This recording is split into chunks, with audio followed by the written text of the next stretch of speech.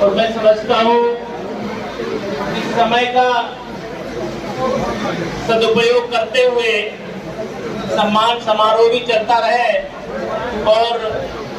वार्ता की कड़ी भी पैरेलल में चलती रहे तो समय का ज्यादा उपयोग सही मामले में होगा। साथियों, सर्वप्रथम करुणा के सागर तथागत बुद्ध परम पूज्य बाबा साहब भीमराव अम्बेडकर बहुजन समाज में जन्मे सभी संत गुरुओं और महापुरुषों को आज के इस अवसर पर नमन करते हुए डॉक्टर अम्बेडकर राष्ट्रीय एकता मंच के प्रांतीय सम्मेलन जो आजमगढ़ की धरती पर संपन्न हो रहा है, इस बीच में आए हुए हमारे मुख्य अतिथि के रूप में हमारे डॉक्टर अम्बेडकर राष्ट्रीय एकता मंच के राष्ट्रीय अध्यक्ष आदरणीय भवरनाथ पासवान जी और मुख्य अतिथि के मुख्य वक्ता के रूप में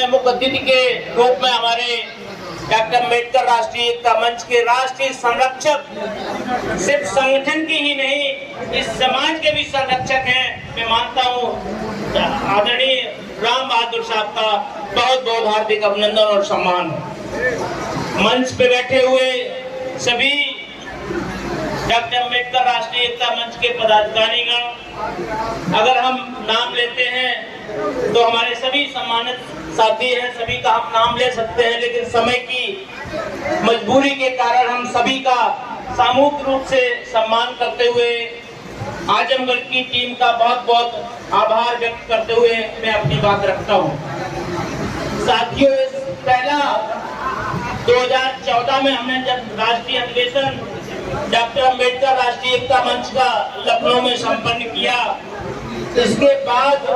लगातार चाहे वो राष्ट्रीय अधिवेशन हो या प्रांतीय सम्मेलन हो, सभी हमने उत्तर प्रदेश की लखनऊ, राजधानी लखनऊ में संपन्न किए और जितने भी कार्यक्रम हुए सभी बहुत ही सफलतम रहे हैं।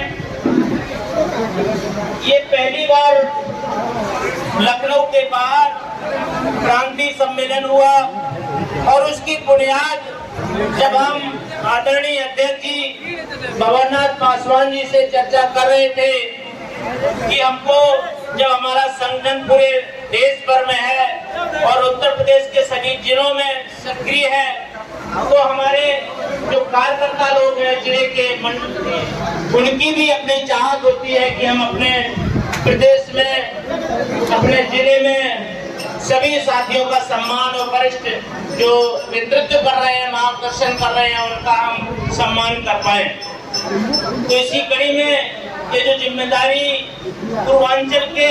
प्रभारी राकेश खाना, आजमगढ़ के संयोजक और मंडल के संयोजक और पूरे कार्यकारिणी ने जो ली थी, आप सभी लोग बहुत बहुत बधाई की पात्र हैं। साथियों, संगठन में 3 चीजें महत्वपूर्ण होती हैं। एक तो आपका डेडिकेशन, दूसरा काम करके संसाधनों को जुटाना और तीसरा संगठन को उचित तरीके से, सफलतम तरीके से चला लेना। और आज के समय में, आज के इस कार्यक्रम ने जो आप लोगों ने इतना अद्वितीय कार्यक्रम रखा है, हमारा पूरा ये जो हॉल है अपर्याप्त रहा और बाहर भी हमारे साथी पूरे तादाद में खड़े रहे, तो इसका श्रेय आपकी एक कुशल नेतृत्व को जाता है, हमारे भवरनाथ पासवान जी के कुशल नेतृत्व को जाता है, जिसके आपने अनुकरण किया और आपने अपना ये संगठन को महत्वपूर्ण बनाया।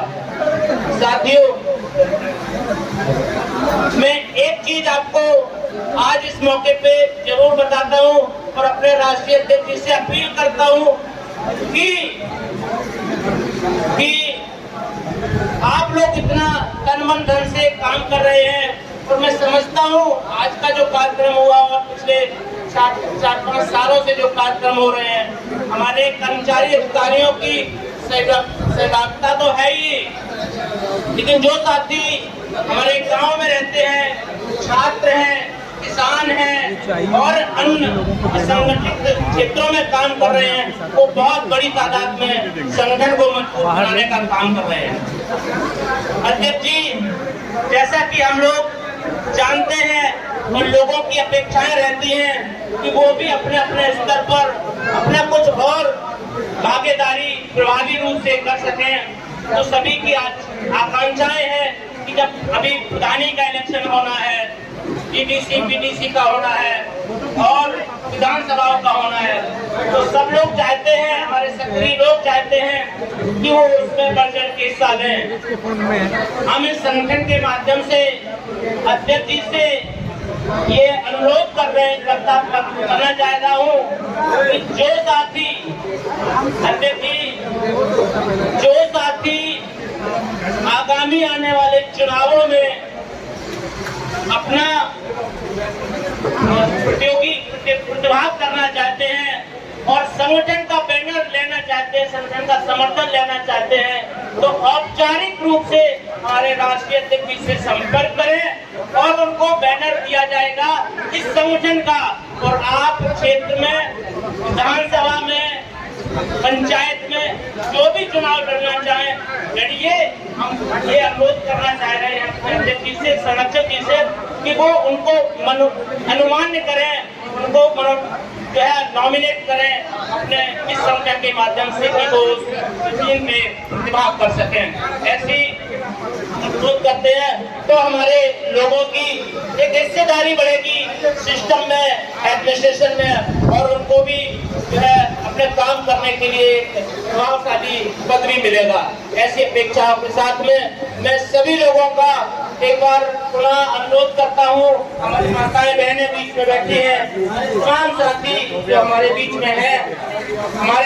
हमको अब एक टेक्निकल तरीके से हमारा संविधान भी कहता है कि हमको रूढ़िवादिता से, अंधविश्वास से बाहर निकल के साइंटिफिक टेम्परामेंट दिमाग में लाना है, उसके तहत काम करते रहना होगा। और इस तरह से हम अपने न सिर्फ मानसिक रूप से सशक्त करना है, आर्थिक रूप से सशक्त करते रहना होगा। और आर्थिक रूप से सशक्त करेंगे तो आपको छोटे छोटे उद्योग धंधों में भी अपने आप को